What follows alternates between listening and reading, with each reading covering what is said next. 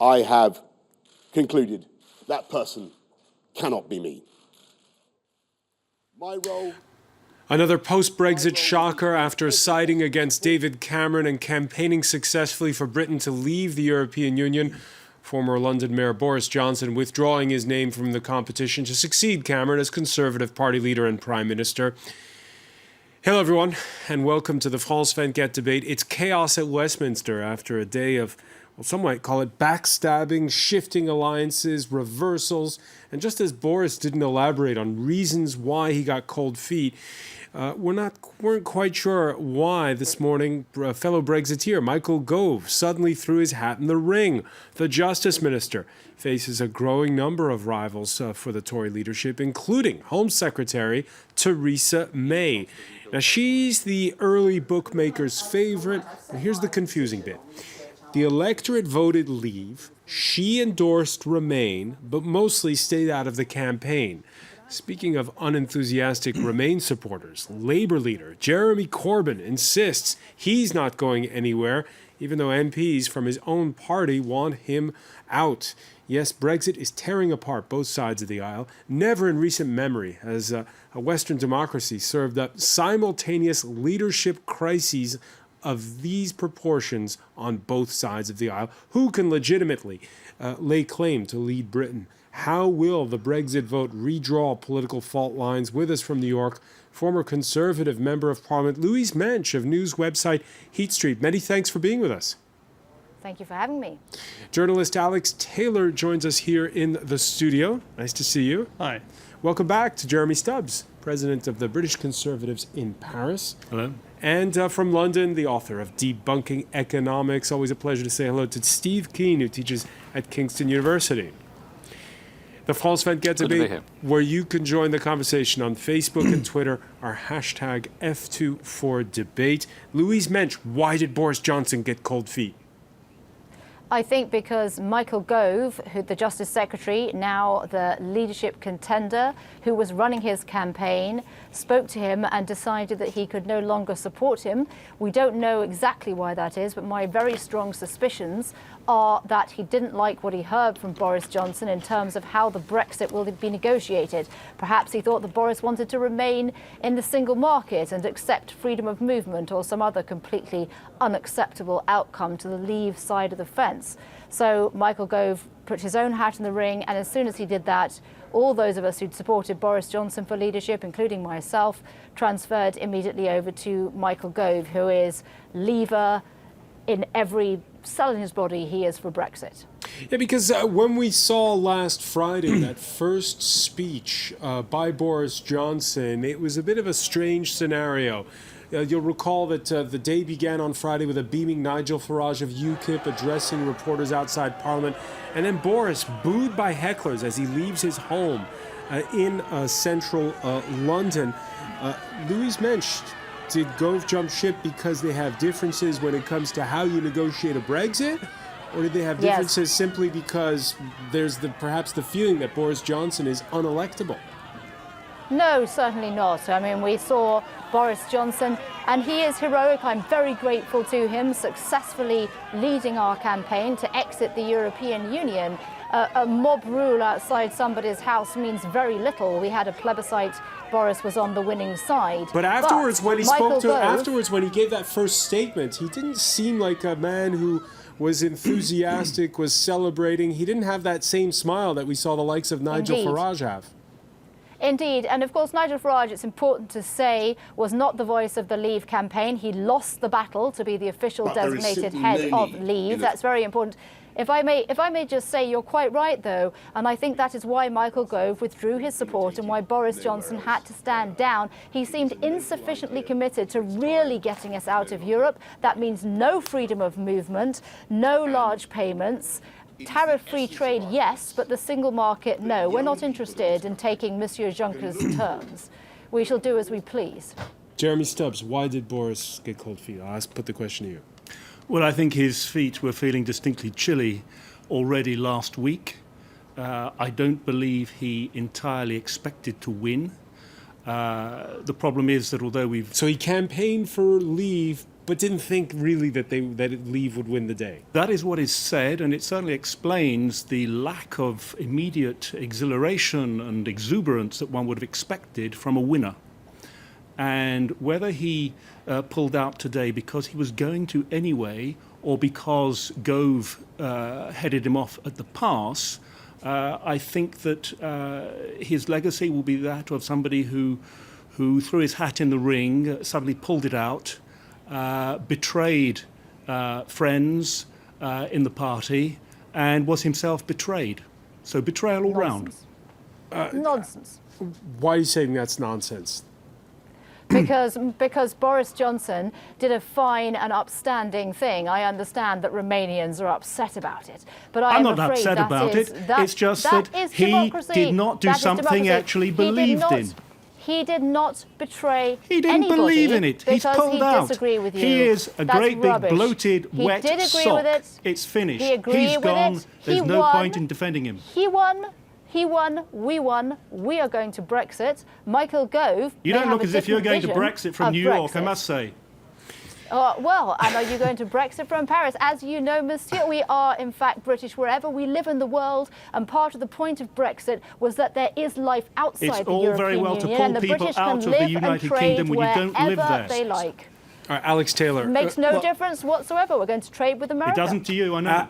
Alex Taylor, let me ask you, what do you think of Jeremy Stubbs' theory that he campaigned for Brexit without secretly wanting it? Well, it seems obvious. I'm the only person here so far who's not part of the Conservative Party. I'm a journalist and watching this from the outside. If you actually Google Boris Johnson over the last few years, he's written quite a lot of very positive articles about the European Union in the past. Why did he do that if he was so vehemently opposed to the European Union as he has been over the last 2 months, since he suddenly decided at the very last minute to defend the out cause because he thought it was the best way possibly to give himself some kind of support for a campaign later to become Prime Minister. From the outside, this looks like a Shakespearean tragedy with a clown who was playing with the idea of becoming Prime Minister, was trying to whip up support, who didn't expect to win. And then when he was faced with the enormity, why has he not tweeted? Why have we not heard from him until today? Why was there silence? Somebody who wins a campaign like that, like Nigel Farage, was on all the TV studios 2-3 hours later, was in the European Parliament crowing about it in a quite disgraceful way. Why was Boris silent for 5 or 6 days? It's because I think Boris suddenly realised the enormity of what has happened, that we're going to take ourselves out of what? The biggest market, which is our neighbours, 500 million people. What are we going to do? And as for Louise Mensch saying that we're British all around the world, just irks. That's right. Because I'm British, just like you. I've been living here for some time. This referendum is possibly going to take away all my rights to health, to residency, to work. It's thrown my life in total turmoil. Only if the European Union is vindictive. Exactly. I just finished. And I didn't even have the right to vote, not a single vote in this referendum. And you talk about being British and living abroad and so forth. If you've lived abroad for more than 15 years, you didn't have the right to vote. We didn't have the right to vote in a referendum where we are the most affected people abroad. I can tell you, all of a sudden, my life is thrown into turmoil. I don't know if I fall ill in 2 months' time, if the French system is going to protect me anymore. We were affected more than anybody else by this, and we didn't even have a single vote. All right, let's go over the timeline Well, that again. is going to be up to France, is it not? Can we not trust the French as our allies to treat our citizens fairly, because EU citizens Why living should they? in the UK They've will treated be us fairly beforehand because we're in something called the European Union, where we have freedom of movement. It's a mutual agreement. If we, as a country, are withdrawing from the European Union, why on earth would France suddenly treat in its hospitals 400,000 British people who happen to be stranded here because our country was stupid enough to leave the European Union? Because there are French people in the UK that will need reciprocal treatment. L'entente cordiale predates the EU. Our alliance with Portugal is very old. It's what you're saying is not true. We have friendly relations with our allies. That's what you're saying. The EU is not important.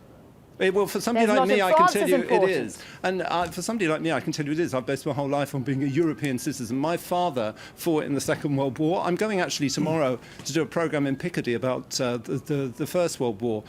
Hundreds of thousands of British soldiers in the First and the Second World War gave their lives to save this continent. I was so proud of my country that it did that. Quite so. For What does that the got last to do week, with I the can tell you for the European very Union? first, if Absolutely you can just nothing. finish, for the last week, I can tell you for the first time in my life, if my country has started off this process where we're all going back to being nation states at war with each other, with tariffs with each other, Yes, falling out with nation each other, states. then for the first time in my life, for the last week, I've been ashamed of my country. All right, let's go Well, over. feel free to apply for French citizenship because we are indeed going back to nation states and have just done so. All right, let's go back over the timeline. As Jeremy Stubbs was saying, it seems as though Michael Gove cut the rug out from under Boris Johnson bright and early. The Justice Minister fires first with a statement, then later on in front of the cameras. Boris is an amazing and an impressive person. But I've realised in the last few days that Boris isn't capable of building that team and providing that unity. And so I came reluctantly but firmly to the conclusion that as someone who had argued from the beginning that we should leave the European Union, and as someone who wanted to ensure that a bold, positive vision for our future was implemented, that I had to stand for the leadership of the Conservative Party. Steve Keen, what's your reaction to that statement? Well, this wouldn't be the first time that a politician has called a referendum he didn't want to win. Remember, that's what Tsipras did. And I know that not just from comments in the press, but from Yanis Varoufakis saying when he burst into Tsipras's office, exultant that the Greek people had voted to reject the European Union's terms, he found a despondent office. So it's clear Tsipras called that hoping to lose. Now, it's nothing quite so dramatic as Boris, and I don't normally pass on this sort of information, but he made a number of panic telephone calls which some people overheard and some people spoke in my ear. And it's clear, I would say, from that conversation that it's correct. He ran to stand out, he didn't run to win. And I'm sure that's what Gove is reacting to, where Gove actually had a set of reasons for wanting to leave. So it's true. It's a Shakespearean tragedy with a clown who's left the stage, and now we have to make a new act without him. It's a strange pitch, Louise Mensch, because Michael Gove in that first statement says, I've repeatedly said I don't want to be prime minister. It's always been my view. And then he says, goes further on to say, I've come reluctantly to the conclusion that Boris cannot provide the leadership. Doesn't sound like his heart is in it, Louise Mensch, when it comes to running for prime minister.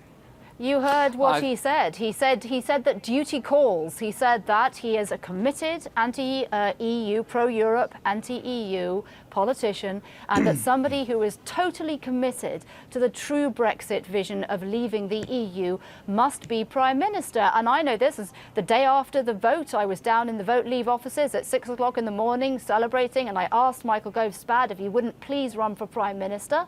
And at that time, she said he was determined not to. My good friend Jacob Rees-Mogg, leading light MP, leading light of the Leave campaign, texted Michael and asked him to run. His friends were pressing him to run. He believed that Boris was for a stronger vision of a post-Brexit England than he was. For example, Boris might wish the EEA model. I don't think many Brexiteers want the EEA model. We want a complete break from the EU, and that is the ideological reason that Michael Gove is stepping up reluctantly to do something that he doesn't necessarily want to do, but he will be fantastic at. All you need is Gove, and I'm pretty sure he's going to be Britain's next Prime Minister.